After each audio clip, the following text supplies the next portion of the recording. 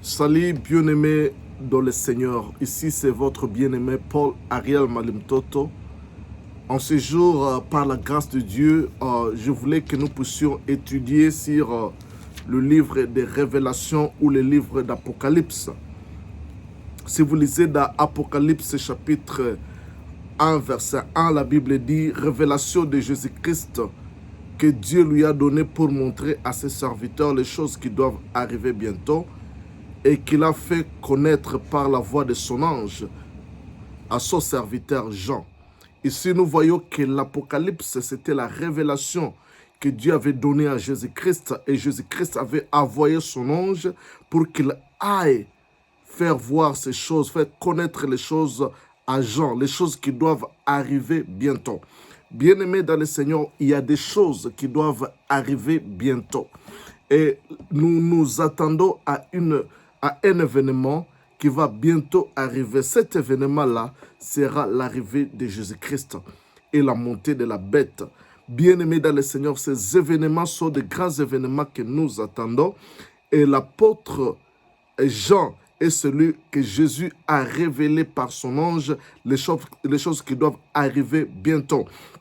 Il dit, celui qui atteste la parole de Dieu et le témoignage de Jésus-Christ, soit tout ce qu'il a vu. Heureux celui qui lit et ceux qui attendent les paroles de la prophétie. Ceux qui attendent ces paroles de la prophétie, ceux qui aiment la prophétie de la Bible, ils sont heureux. Cette prophétie, ce n'est pas ce que nous voyons aujourd'hui dans le monde. Aujourd'hui, il y a la montée des prophètes et les gens qui révèlent les choses en disant non, je vois que tu as un cinglé à couleur rouge, tu portes un caleçon de couleur noire, je peux t'énumérer même le numéro de ton téléphone, le numéro de ton passeport, même l'avenir, ton quartier, je vais te révéler ton passé, ton présent. Bien aimé, tout ça, ça ne sert à rien. Ce qui sert, ce qui est important, c'est la parole de la prophétie. Et la parole de la prophétie, c'est ce qui va nous rendre heureux. Mais les prophètes du temps présent, ils falsifient ces choses, disant que heureux c'est qui écoutent la parole de la prophétie. Et ils ont ce qu'ils appellent la parole de la prophétie, qui n'est pas vraiment la prophétie. La vraie prophétie, c'est la parole de Dieu. Et il dit, heureux ceux qui lisent. Donc la parole prophétique peut être là, nous voyons la parole, les Écritures. Et ceux qui attendent les paroles de la prophétie, c'est-à-dire la révélation, parce que lire, c'est les Écritures, et la parole, c'est la révélation. Parce que l'Écriture, c'est un porteur d'une idée, d'une pensée, d'une intelligence. Et c'est ce qu'on appelle la parole. Quand nous voyons la lecture, nous voyons le logos. Mais quand nous voyons la parole ou la révélation cachée dans les Écritures, nous voyons le réma. Et ce qui a le logos et ce qui ont le réma. Beaucoup de gens, beaucoup de pasteurs, ils n'ont que les logos, les écrits, les histoires de la Bible. Ils parlent d'un Jésus historique. Mais nous avons la révélation ou le réma. La manifestation, la parole faite chair. Ici, nous sommes en train de voir la révélation. Et il dit qu'ils sont heureux ceux qui lisent la parole de cette prophétie et qui gardent les choses qui y sont écrites, car le temps est proche. Bien-aimés dans le Seigneur, le temps de la venue de notre Seigneur est tellement proche. Alors, Apocalypse veut dire révélation. Et c'était la révélation de Dieu qu'il a donnée à Jésus.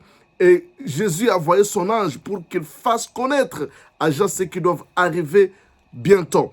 Alors, pour comprendre l'Apocalypse, il faut comprendre d'abord sa définition. L'Apocalypse veut dire la révélation. C'est-à-dire, révélation, c'est le dévoilement des choses qui étaient cachées et qui est mis en nu. Bien aimé, la révélation, c'est quelque chose qui était dans la pensée de Dieu, qui était caché, mais que Dieu a voulu qu'il soit dévoilé. C'est-à-dire, c'est l'action de dévoiler, de faire connaître ce qui était caché ou inconnu. Ça, c'est la définition de la révélation. Le livre des révélations, de l'Apocalypse ou Révélation, a comme auteur Jean. Parce que quand l'ange lui donnait les choses et lui faisait connaître les choses, Jean écrivait ce qui est écrit dans ce livre de Révélation. Alors, il faut connaître aussi, pour mieux comprendre ce livre de l'Apocalypse, il faut comprendre la subdivision du livre d'Apocalypse. Si tu lis dans Apocalypse chapitre 1 verset 19, là tu vas voir la subdivision de ce livre. Il dit, écris donc les choses que tu as vues, les choses qui est et les choses qui doivent arriver ensuite. Ici, nous voyons que l'Apocalypse était divisé à 3 parties.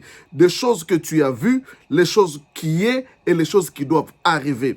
Les choses que Jean a vues, quelles sont ces choses-là que Jean a vues? Les choses que Jean a vues, nous voyons Révélation ou Apocalypse chapitre 1. Là, Dieu était en train de révéler les choses à Jean. Et les choses qui sont, nous voyons la révélation à partir du chapitre 2 jusqu'au chapitre 3. Là, on nous parle de 7 temps de l'Église. Les 7 ans de l'Église. Ce n'est pas les 7 âges de l'Église, mais les 7 ans de l'Église. Alors ici, nous voyons les 7 églises. Et quand nous voyons le temps de l'Église, nous voyons le temps que nous vivons.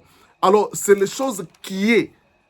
Parce que là, je viens de dire que l'Apocalypse est subdivisé à 3. Les choses qu'il a vues, les choses qui sont et les choses qui doivent arriver ensuite. Les choses qui sont, c'est ce que Jean a vu dans le chapitre 1. Les choses qu'il a vues et dans le chapitre 1. Les choses qui sont, ce sont les choses, c'est le temps aujourd'hui, le temps de l'Église où on nous parle de cette Église de l'Asie. Alors, à partir du chapitre 4 jusqu'à la fin de l'Apocalypse, nous voyons les choses qui doivent arriver. Alors, le moment que nous vivons, c'est le temps de la grâce, c'est le temps de la grâce, le temps de l'Église, le temps où le Saint-Esprit est dans le monde, le temps où Dieu est en train d'établir son royaume, le royaume dans le cœur des gens. Et à partir de l'Apocalypse chapitre 4, ici nous voyons ce qui est arrivé. La Bible dit après cela, c'est-à-dire après le temps de l'Église. Parce que le temps de l'Église commence au chapitre 2 jusqu'à la fin du chapitre 3.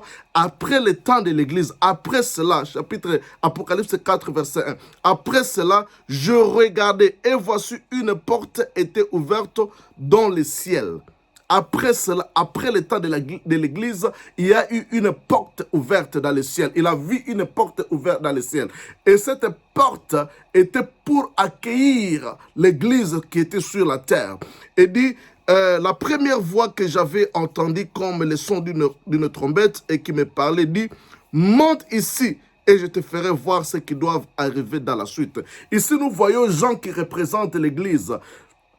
Jean veut dire celui qui a trouvé grâce. Ici, nous voyons celui qui a trouvé grâce. L'église qui a trouvé grâce. L'église sauvée, l'église dérachetée sera élevée parce que la Bible dit, la voix lui avait dit, la voix comme une trompette. Et là, nous voyons même dans Thessaloniciens 5, la Bible dit, à la voix d'un archange et au son de la trompette, les morts à Christ ressusciteront et ceux qui seront